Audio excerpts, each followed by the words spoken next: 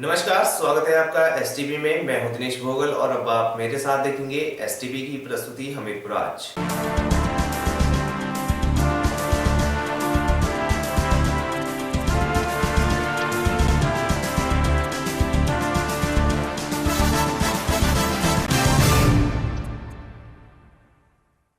हमीरपुर के बस्त भवन में 20 सूत्रीय बैठक का आयोजन किया गया। इस बैठक में 20 सूत्रीय कार्यक्रम अध्यक्ष रामलाल ठाकुर बतौर मुख्य अतिथि उपस्थित रहे।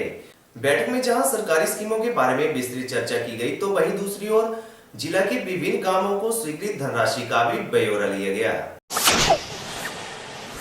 हमीरपुर के बचत भवन में 20 सूत्रीय कार्यक्रम की बैठक का आयोजन किया गया, जिसमें बतौर मुख्य अतिथि 20 सूत्रीय कार्यक्रम अध्यक्ष रामलाल ठाकुर ने शिरकत की।